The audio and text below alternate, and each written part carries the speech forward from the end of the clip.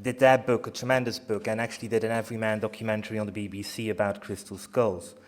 And that got some awareness out there. My quest for meaning began in 2005. What could the crystal skull actually be? And it was a very haphazard discovery because I was researching a book called The New Pyramid Age, and for that I had to do research into the Mayan creation mythology. And as I'll get into a bit later, there was actually something within the Mayan creation mythology whereby I thought, what if the crystal skull fits in there? There are a few people who were in Dorchester conference last year and actually put up an image of, I think it's probably the same image as this one, kind of like asking, is this possibly it? Around the same time when I was doing that research for the New Pyramid Age, I had a chance encounter at a conference. And this is where conferences can be dangerous places, because you all look at me, I'm looking at you. But amongst you, there are quite often more interesting people than the people you find on stage. And quite often they're sitting at either at the very front or at the very back. And they're kind of like men and women in black almost. You see them at conferences and they move in and out. And at one conference, the Sonia Society in Edinburgh, where I quite often speak because it's near where I live, a person approached me, Chris Winter, and he had been a family of Anna Mitchell-Hedges, Sammy for Friends, since roughly 1993. And he approached me with a story which he said could not be told until Sammy had passed away. And he swore me to secrecy. But at the same time, it was a very powerful story. And last year in April, Sammy passed away at the rightful age of 100, as you found out yesterday. And some preparations were made for me to really begin to look into this story. And the mission which I accepted was to try and prove the truth. And it's very difficult to prove a truth, specifically when it's surrounded by a nest of lies, sometimes spinned by the very people involved in the story. And while I was beginning to write and do some research, an amazing coincidence happened.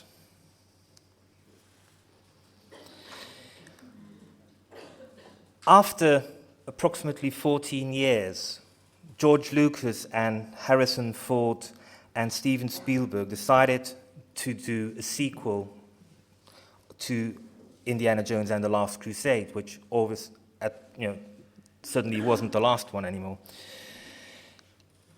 And this was a story George Lucas had been trying to get out since 1989, and it involved crystal skulls. And the problem George Lucas had was convince Steven Spielberg and Harrison Ford that actually using a crystal skull would work in a big movie. And it took about 6 rewrites, and people like M. Night Shyamalan and various other people, actually, their scripts were rejected.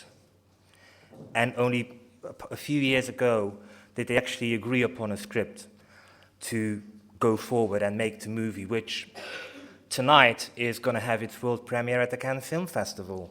And you can all go and see it from the 22nd Thursday onwards. And it's a worldwide release. It is the biggest movie of the year.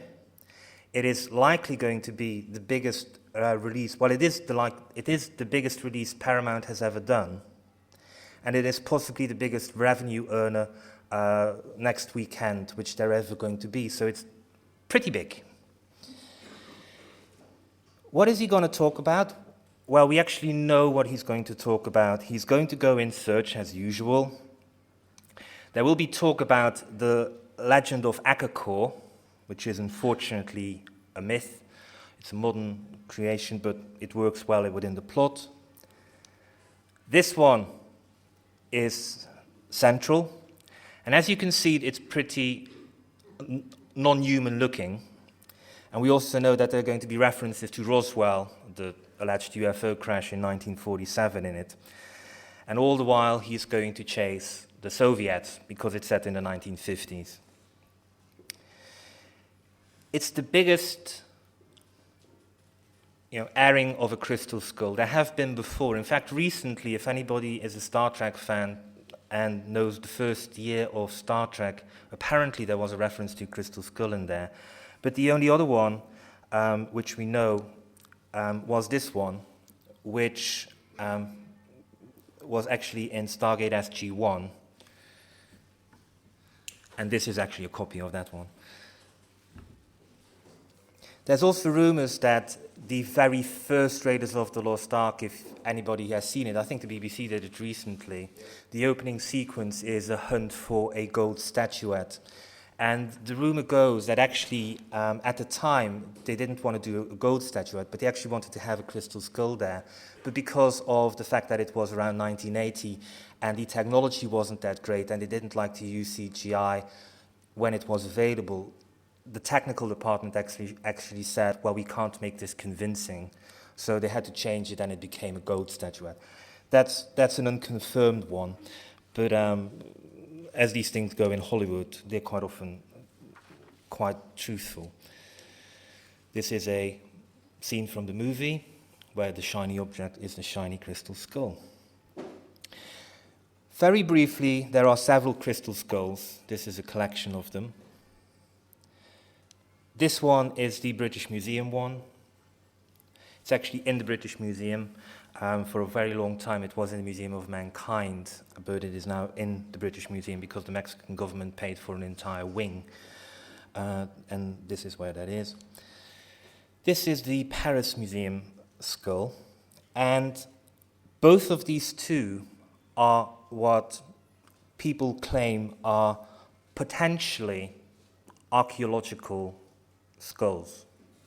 Unlike the ones at the other table, there is a possibility that these ones are ancient. Now, with the hype of the movie, there has been what I call a Da Vinci Code fallout, whereby both museums have said, hands off, this has got nothing to do with us, it's in our museum, but actually it's a fake.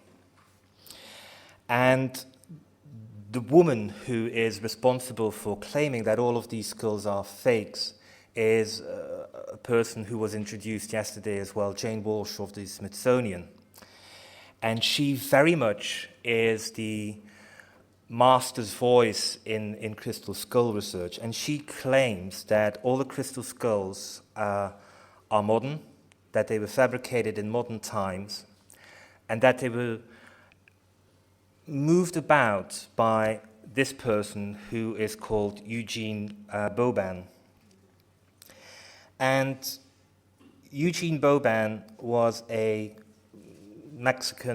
French collector of archaeological memorabilia and antiquities, stationed in Mexico from various periods from 1860 to 1880.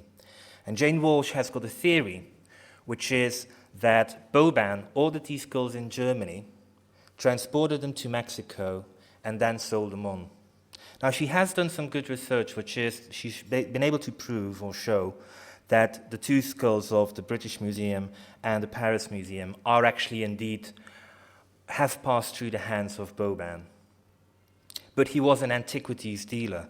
He had his hand in every pot which was going on in Mexico, and she has never been able to prove that Boban had ordered these skulls in Germany.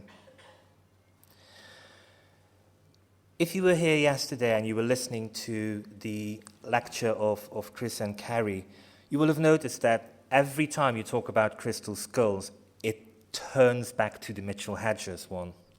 It's like a magnetic force. You just get to that. And the Mitchell-Hedges one is named because it was within the Mitchell-Hedges family. And this is Anna, for friends, Sammy, Anna Mitchell-Hedges, in Farleigh Castle, which is near Reading, with the crystal skull, a photograph taken somewhere in the 1950s. And she is the one who actually started to promote this skull. This is a very complicated story, which I'll try to reduce to a very basic format and very simple one, but it is kind of like the task of what's going to go ahead. Mitchell-Hedges, Frederick Mitchell-Hedges, Mike to friends, was an adventurer. He was a real-life Indiana Jones, and he was, you can't, when you read his books, you kind of think, hold on, this can't be true. And Jane Walsh says this in her articles in archaeology. This guy had big claims. Yes, unfortunately for her, they're always true. When you start looking into it, you always find that there is something truthful in there. And the little lies which are in there, you always wonder why is he lying about that? And we'll go on to explain. These are just some images of the life of Mitchell-Hedges. The book, the first edition and the re-edition, 1995, I think, the re-edition. I like the fact that there are bells in the background all of a sudden. This is him on one of his expeditions. This is him on the right providing lunch. Lobster. This is him fishing. He was a larger-than-life character, and it's a very funny story. He was born, as most people are, and his father tried to push him into the family business, which was banking, accounting, and all of that stuff, and he really didn't like that. And so at the age of 16, he ran away from home. His father got him back and said, well, we'll kick this out of our son. And what they did was they sent him on a North Pole expedition with a friend of the family, thinking, that'll shut him up, And no, he actually enjoyed it. And what should have been given as an antidote actually became an addiction. And as the title of his autobiography was Danger, My Ally. And it really was. He had some tremendous accounts. And he's also one of these people who you think like, hold on, how did he know that was going to work? And speaking because the movie is about aliens, one of the things he came back with was this little thing, which is called the chief fetish of the Chukunaki, which is in the British Museum. And when he was relatively young in the 1930s, he had been traveling about the world. He'd learned to play poker. He had done this, he had done that. And he wanted to become a real Indiana Jones, and he helped people penetrate into the jungle.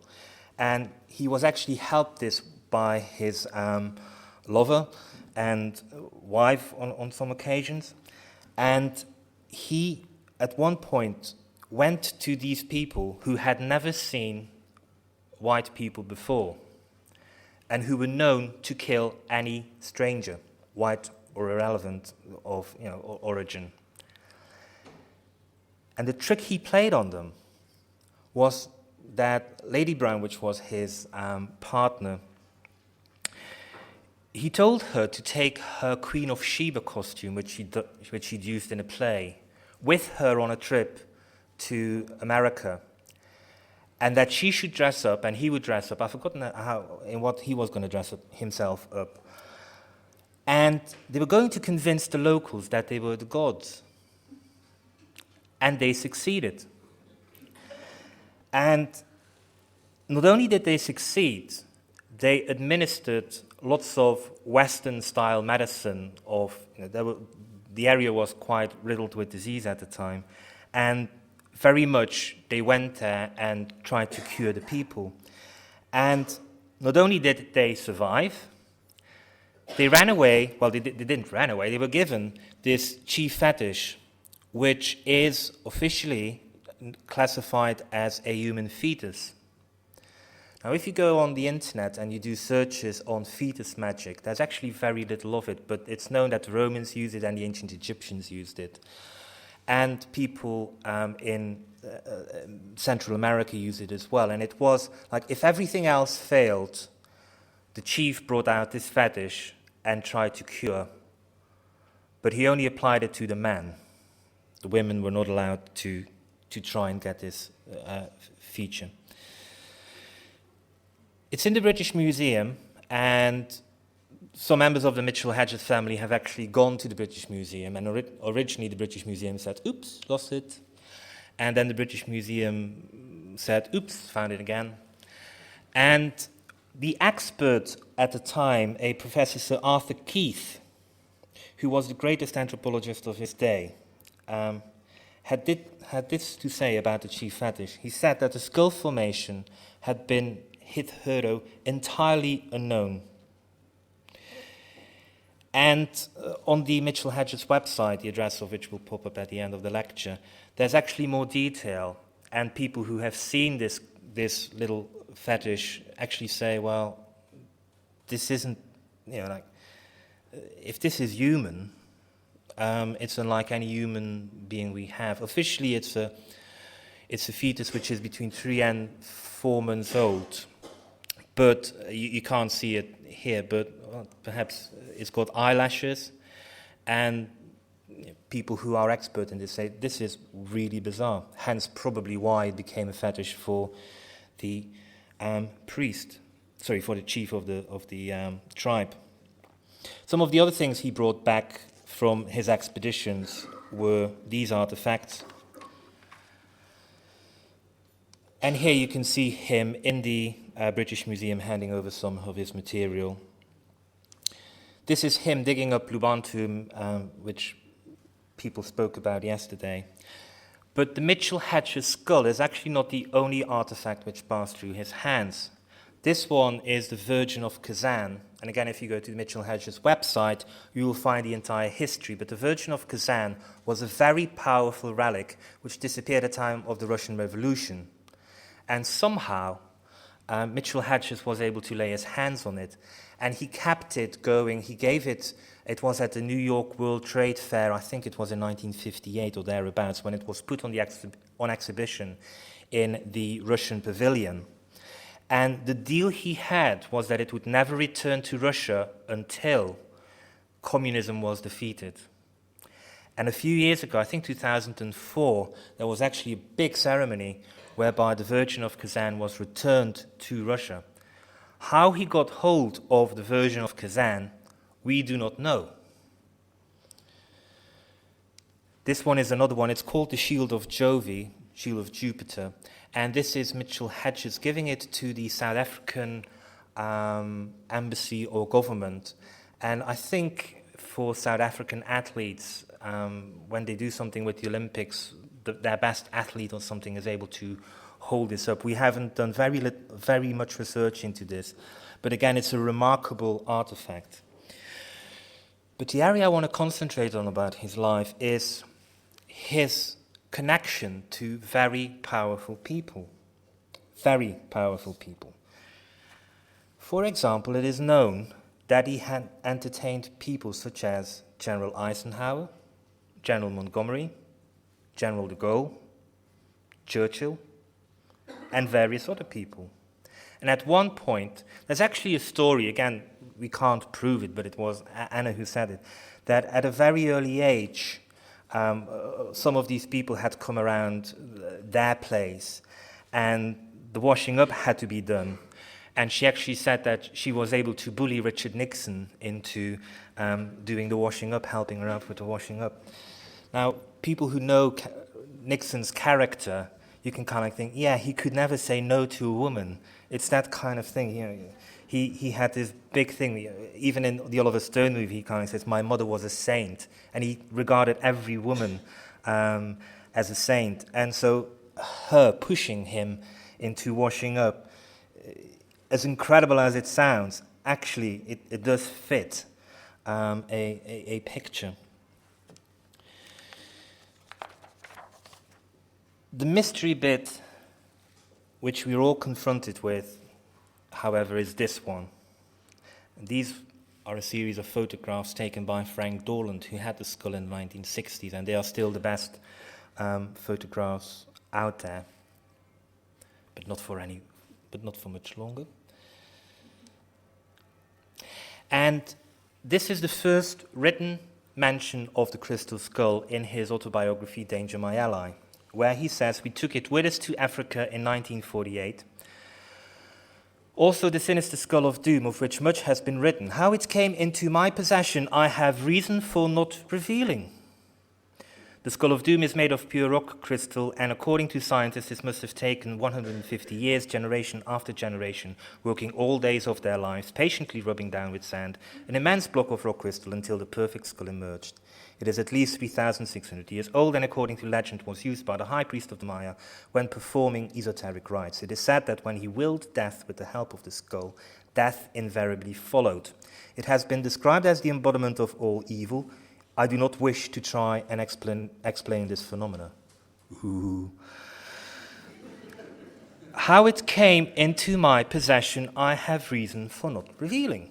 Well, that's an interesting one. And it's even more interesting because his biography had a UK edition in 1954, and it's in there. However, in the 1955 American edition, it's no longer in there. The paragraph has been taken out. Why? Well, for anybody who's into publishing, you'll know that lawyers quite often read autobiographies.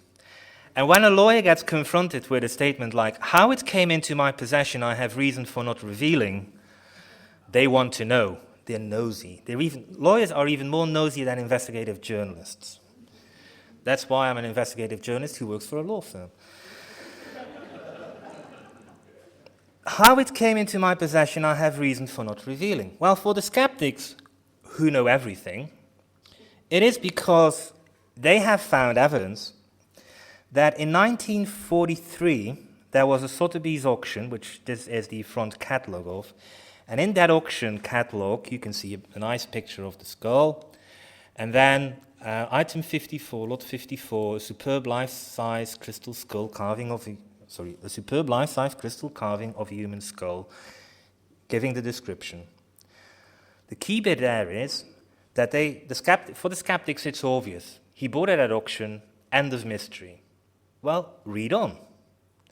This magnificent skull has been the subject of an interesting article in Man, which is an anthropological journal, volume 36, July 1936, by Dr. G.M. Morant, with further comments by Adrian Digby and H.G.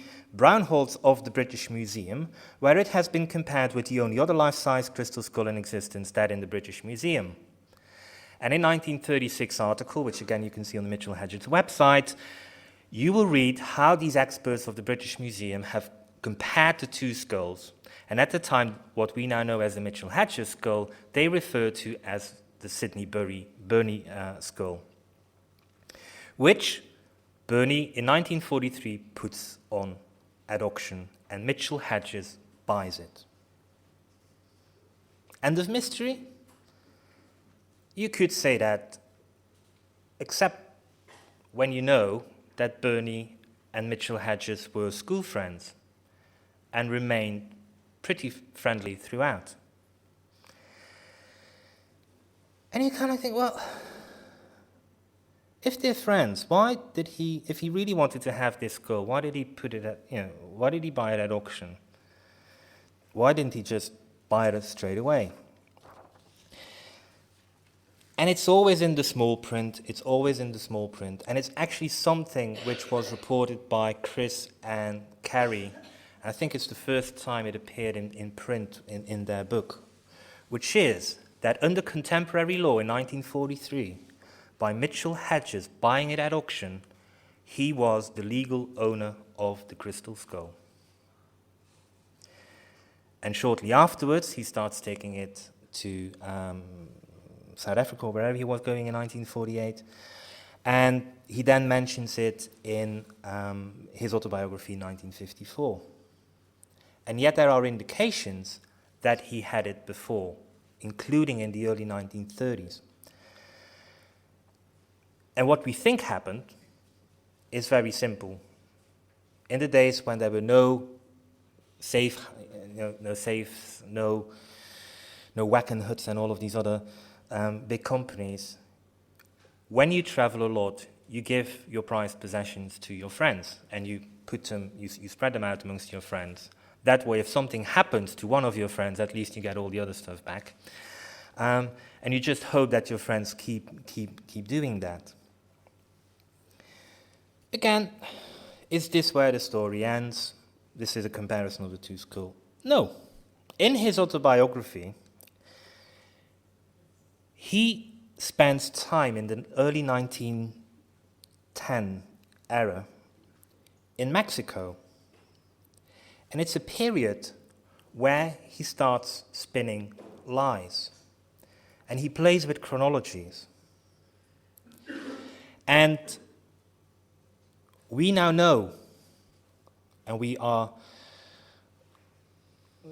finessing a person to come up with the evidence, but we know, we have seen it, that Mitchell-Hedges worked for the British Secret Service. And it provides a completely different perspective on things. In his autobiography, he says that he never worked for the British service, that in the late around 1917, I think, or 18, the British government, he got a letter from the head of the British Secret Service, and they asked him to come in for a meeting, and they asked whether he was willing to go to Russia to talk with a person who he knew there, and that person was Leon Trotsky. And officially, he declined, he says. However, it is known that for the next few months, we do not know his whereabouts. So he says that he didn't go to Russia. However, where he did spend his time the next few months is unknown. And the reason why he was asked to go to Russia and talk to Leon Trotsky was because Leon Trotsky and him had been roommates in Mexico. And if, there is no if, we know it is a when. But just imagine this one. If your government asks you to spy on Leon Trotsky, and you think, how could I do this? Oh, Trotsky doesn't have any money. I'll put him up with me. And it's the easiest way of spying on somebody by saying, hey, come and share my house, and you know everything which goes on about your roommate. And it's a very clever and effective trick to do. In his biography, however, there is one person lacking, and that is a person called Ambrose Bierce. Now, I don't know how well-known Ambrose Bierce is over here, but in America, in the 1920s, he was notorious because he disappeared. He was a well-known journalist, a well-known author, a very controversial figure. A movie has been made about him, starring, I think, Gregory Peck and Faye Dunaway, or actors of that ilk. And it's called Old Gringo. You can probably still buy copies of eBay, on eBay or Amazon. And Ambrose Bierce went to Mexico and disappeared into nowhere. And throughout the 1920s, books were written very much like, the contemporary version of Princess Diana, what happened in Paris. They were debating, there were false claims, people who'd said that they were his best friends and all of that stuff. Well, we know that Ambrose Bierce and Mitchell-Hedges were around Pancho Villa at exactly the same moment in time. We know that when Ambrose Bierce disappeared, Mitchell-Hedges was there. It is the same period of time. Yet when in 1954 he writes his autobiography, he doesn't mention Ambrose Bierce anywhere. And it is this kind of thing which would make the book in America an instant bestseller, because even if he didn't know, even if he just said, well, it was one morning, Ambrose Bierce walked into the jungle, that was the last time we saw him, it would have been an eyewitness report. And so far, in all the books which had been written about Ambrose Bierce's disappearance, there hadn't been an eyewitness report, which is, very interesting. Why did he leave it out? Question. In 1931, Mitchell-Hedges writes a novel, and the novel is called White Tiger. And I will not go and read through everything. I will just skip to this bit. Actually, let me start from here. At the bottom, he says, this is a passage of the novel. Let us read it anyway. The climax, however, was yet to come. As they passed into the temple, the priests impressively led him to one of the massive walls, placing his hand in a certain manner upon what appeared to be a solid block of stone. Hey, there is stones in my lecture, I didn't even know.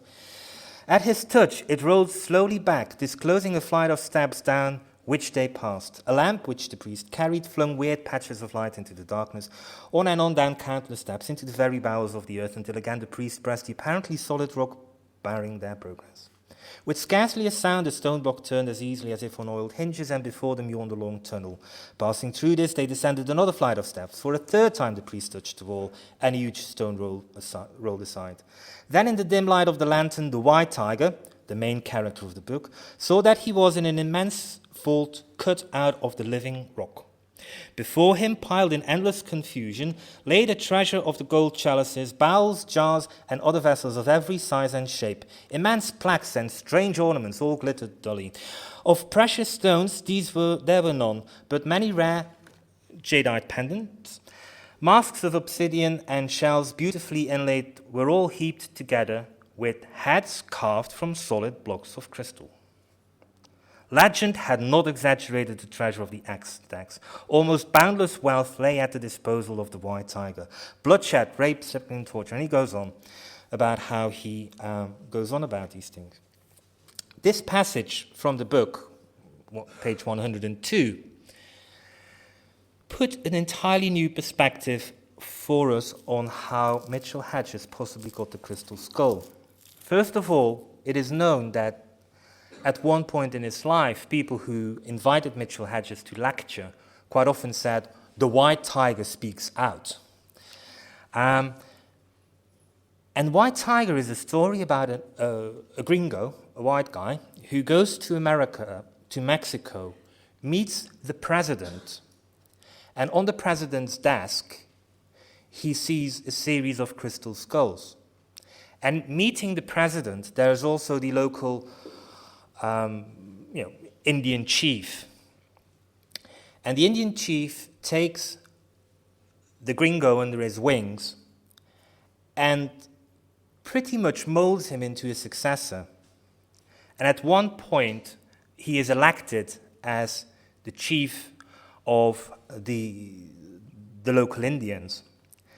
And White Tiger, which is his new name, has to go through various initiation ceremonies, some of which involve him being accepted as the king.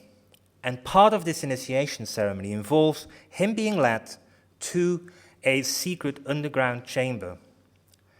And this is what we just read, where he is shown a treasure which includes heads carved from solid blocks of crystal, which Mitchell-Hedges wrote about in 1931 in a novel. Could the crystal skull be old? Could it be dating back from the Mayans? The best evidence, which was touched upon yesterday, and a photograph which I shamelessly stole from Carrie's and Chris's book, has got Norma Redu showing a crystal skull. They pointed out that this cross has been dated to 1571, and nobody has ever said that that is not its true age. But the interesting bit is here that you can see a crystal skull.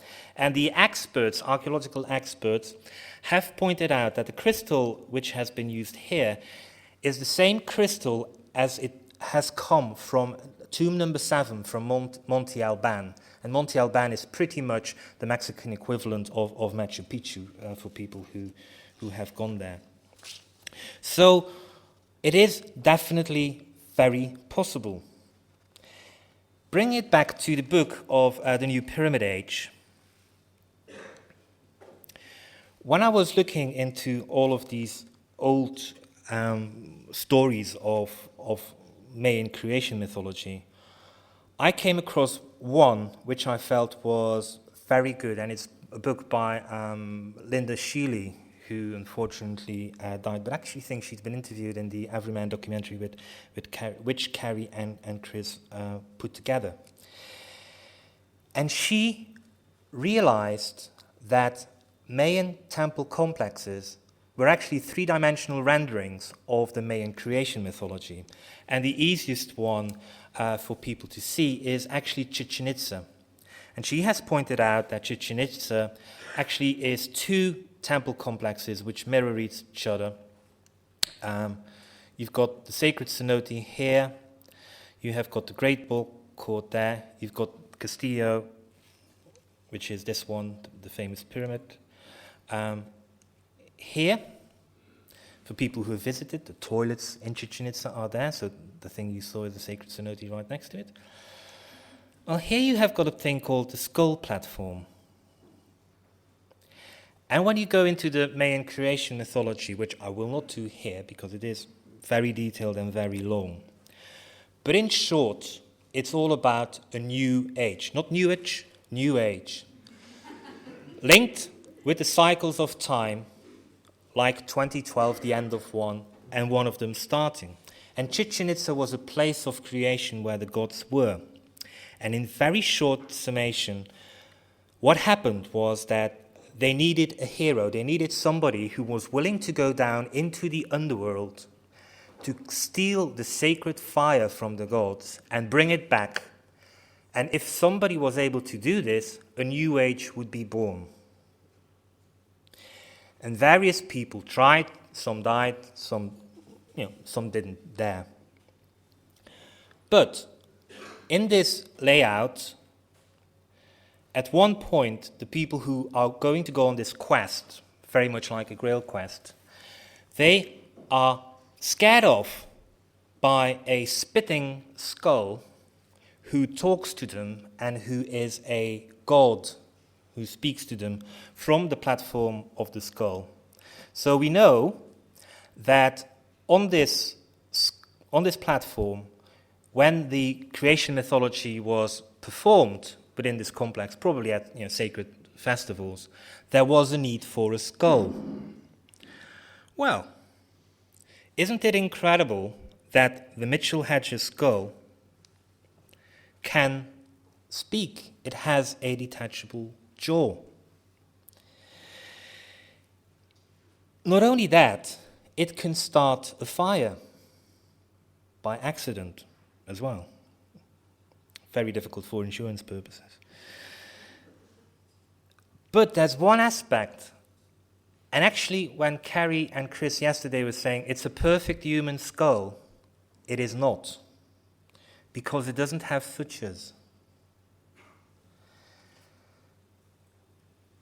How, if you were tasked with saying, right guys, we're doing a movie here, we are going to talk about a god, and we need to somehow have this god performed as a skull,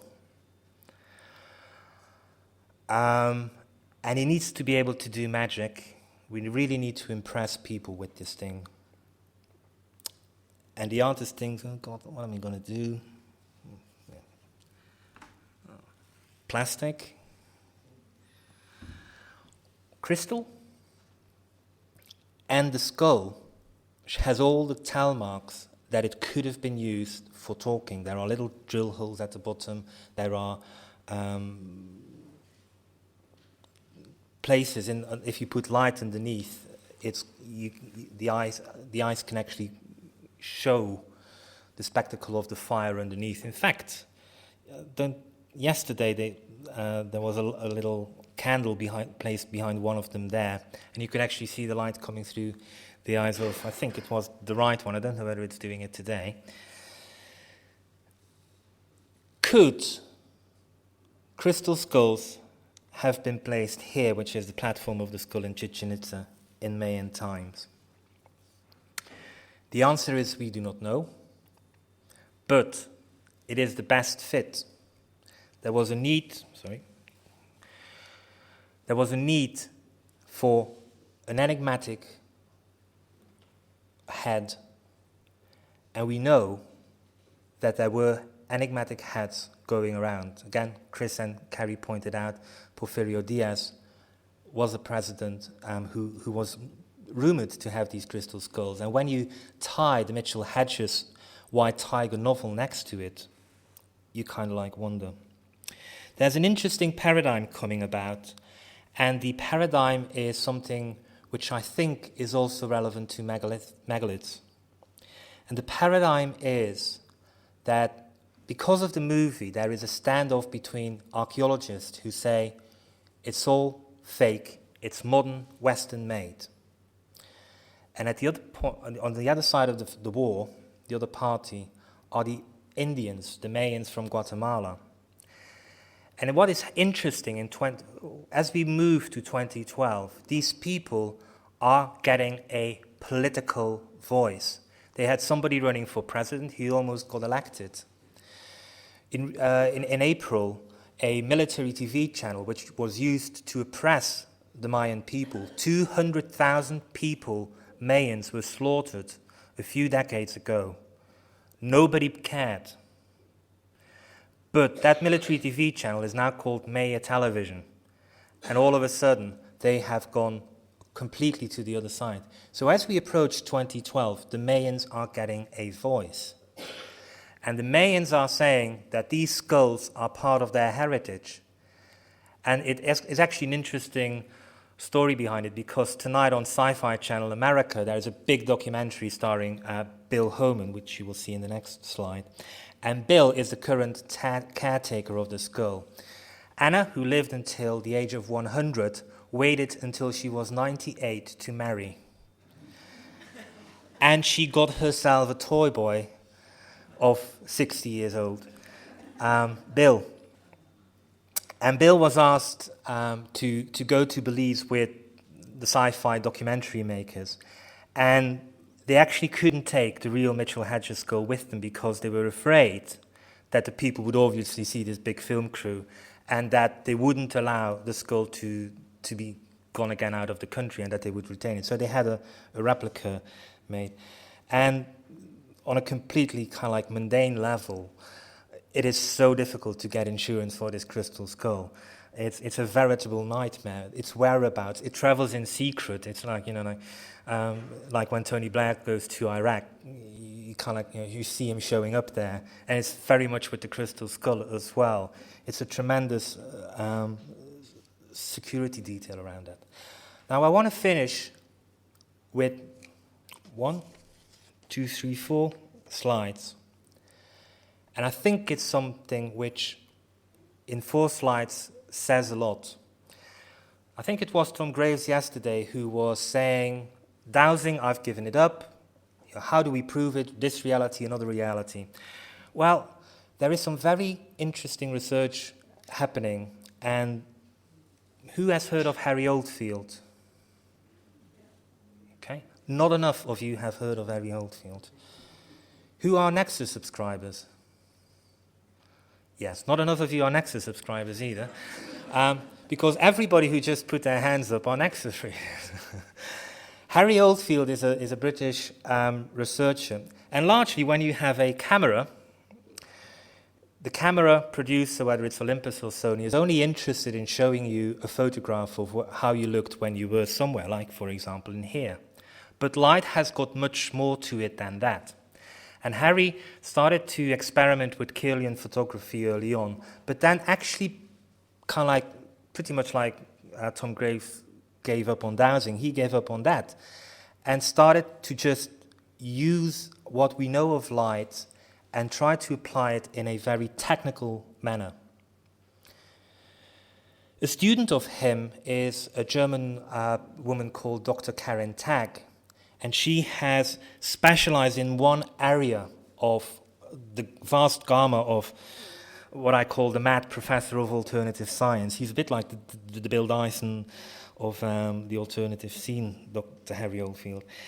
And she went to Bill a few weeks ago, and they decided to do a little experiment with the photon camera. And photons are particles of light. I won't bore you with the technical details. On the right, we have got the Mitchell-Hedges skull, and on the left we have got a potentially old skull, but just an ordinary skull, like one of these potentially. It's Karen Tagg's own crystal skull. The person whose torso you can see here is Bill. Now, Bill isn't just anybody. He is actually one of the top experts in karate. I think the qualification he's in, there are about 8 others in the world.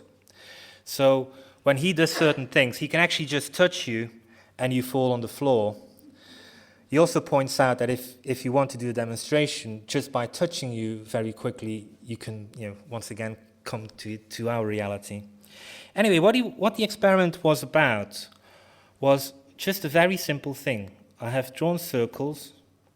His hand is here, and his other hand is already on one skull. So what would happen if you take photographs of photon energy when you put 2 hands on a crystal skull, or sorry, 1 hand each on one crystal skull?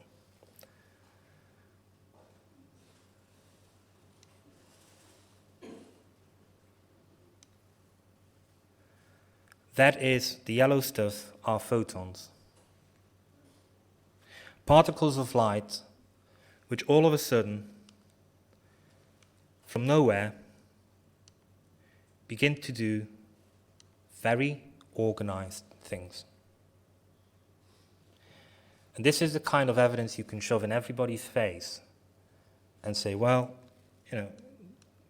is there something about crystal skulls energy, bizarre kinds of energy?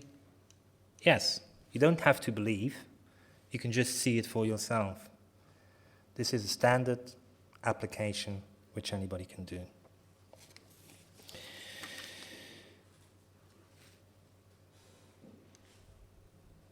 If you want to know more, there are 2 sites. My site, philipcoppens.com, and the Mitchell-Hedges website, where, for example, the last photographs are on there in much more detail. The site, the chief fetish is there. All the information is pretty much out there. Some of this information, in fact, most of this information is available from the current edition of Nexus, and the other half will be in the next edition of Nexus, on sale around June the 1st from a distributor near you or from Marcus. I have to plug something for myself, which is the Histories and Mysteries Conference on the 22nd of November, and the speakers there will be Joseph Davidovich, who is a world authority on geopolymers. He is the one who claims that the Great Pyramid was made with a type of cement, and he will actually demonstrate this during the conference, how to do this. If anybody is interested in the reality of alchemy, well, he will be able to show you a bit of real alchemy. We've got Sam there as well, who is not going to talk about the same thing which he's going to talk about here. Dr. Harry Oldfield will be there as well. Stan Hall is a person who went to the so-called Teos Library together with Neil Armstrong. And when I was talking about how Mitchell-Hedges went into this vast library, whereby he saw crystal heads, well, that's the legend. And Stan Hall in 1976 organized an expedition involving the British and the Ecuadorian army trying to find that out. And he will be there as well. And finally, I will be there myself. And I am actually going to talk about Scottish megaliths. For people who want to do, it's a 7 hours and 50-minute drive from here, but there is an airport in Edinburgh.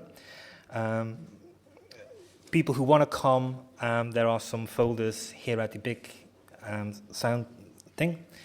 And I'll leave you with, again, a bit more time to write down these website addresses. And I thank you very much. And I think I had the challenge of saying I had to recover 5 minutes. I only managed to recover 3. Thank you very much.